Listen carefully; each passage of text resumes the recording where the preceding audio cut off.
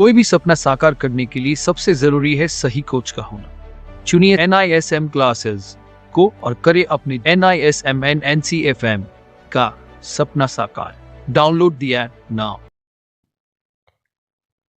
Hello student, welcome back to our channel. So आज के video में हम देखने वाले हैं करेंसी डेरिवेटिव्स और कमोडिटी डेरिवेटिव के कुछ क्वेश्चन, जिसमें से हम सबसे पहले देखेंगे कमोडिटी डेरिवेटिव के क्वेश्चंस। ये जो सीरीज़ होता है ये सीरीज़ नंबर 12 होता है। ओके, सो इसमें क्या रहता है कि hello student, welcome back to our channel. So आज के वीडियो में हम देखने वाले हैं कमोडिटी डेरिवेटिव के कुछ क्वेश्चन आंसर, जो कि बहुत ही इंपॉर्टेंट होते हैं। अगर आप कमोडिटी डेरिवेटिव दे रहे हैं तो आपको इन क्वेश्चंस को पढ़ना चाहिए। इससे आपको एक आइडिया मिलता है कि किस तरीके के क्वेश्चन एग्जामिनेशन हॉल पे आ सकते हैं। सेकेंड चीज़ ये कि आप अगर NISM को कोई भी सर्टिफिकेशन का एग्ज़ाम दे रहे हैं या आप चाहते हैं कि जल्द से जल्द वो एग्ज़ाम क्लियर हो, तो उसके लिए आप एक काम कर सकते हैं। आप हमारे डिस्क्रिप्शन बॉक्स पे जाइए, वहाँ पे आपको नंबर प्रोवाइड किया गया है, वहाँ से ही आपको डायरेक्टली हमें कांटेक्ट कर सकते हैं। और वहाँ पे आप हमें डायरेक्ट व्हाट्सअप कीजिए और साथ ही साथ आप हमें मैसेज भी ड्रॉप कर सकते हैं, डायरेक्ट कॉल भी कर सकते हैं। सारी डिटेल्स आपको डिपार्टमेंट के थ्रू मिल जाएगी। और अगर आप NISM का कोई भी सर्टिफिकेशन की तैयारी कर रहे हैं तो NISM जो होता है वो स्टॉक मार्केट में काम करने के लिए होता है। तो बेसिक अगर आप एक फ्रेशर हो तो फ्रेशर के पास सबसे इंपॉर्टेंट सर्टिफिकेशन तो होना चाहिए, जो कि है एक म्यूचुअल फंड डिस्ट्रीब्यूटर का, जो कि 5A होता है, और एक आपका आता है इक्विटी डेरिवेटिव 8, जो सीरीज नंबर आपका 8 होता है।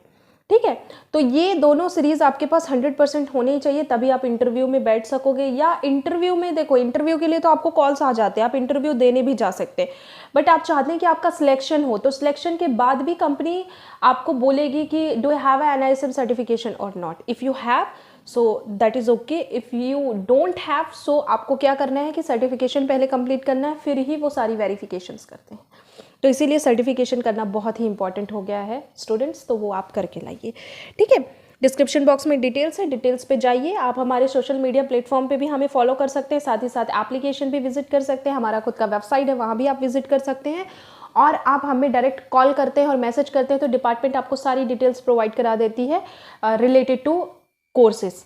चलिए पहले क्वेश्चन पे आते हैं, जो कि पहला क्वेश्चन है, by using financial derivatives one can engage in। by using financial derivatives में क्या क्या engage होता है? hedging, arbitraging, speculation या all of the above। so इसका जो right answer रहेगा वो होगा आपका all of the above। modern trades and investor also use financial derivatives for arbitrage, speculation apart from hedging। तो हेजिंग आपको पता है, एक में बाई करना, एक में सेल करना। लाइक जितने भी आपने बाई किया है, पोर्टफोलियो मैनेज करना पूरी तरीके से, जितना भी पोर्टफोलियो हो उतना ही एग्जैक्ट आप उसको फ्यूचर में सेल कर सकते हैं।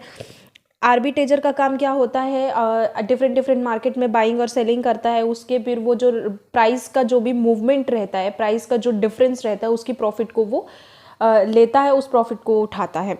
स्पेकुलेशन का मतलब ही होता है ज़्यादा से ज़्यादा वो लिक्विडिटी को ऐड करता है। तो ये इसका राइट आंसर है। चलिए मूव करते हैं सेकंड क्वेश्चन पे, जो है when a dealer is doing trade is own account and also doing trade on their client, then these two trade have to be completely segregated. तो यहाँ पे बोल रहा है कि जो डीलर है वो ऑलरेडी अपने अकाउंट पे ट्रेड कर रहा है और साथ ही साथ वो अपने क्लाइंट के अकाउंट पे भी ट्रेड कर रहा है। ठीक है, तो क्या, और आप ये भी एग्जांपल ले सकते हैं कि सेम बोला जाए कि जैसे कि गोल्ड पे वो ट्रेड कर रहा है। ओके, तो वो अपने अकाउंट पे भी गोल्ड पे ट्रेड किया और अपने क्लाइंट पे भी गोल्ड पे ट्रेड करता है। तो उसका कहना है कि क्या दोनों जो भी हैं वो सेग्रेटेड होंगे, मतलब कि सेपरेट होंगे, अलग अलग होंगे। तो यस, दोनों अकाउंट जो रहेंगे ऑलरेडी सेपरेटेड होते हैं, सेग्रेटेड होते हैं।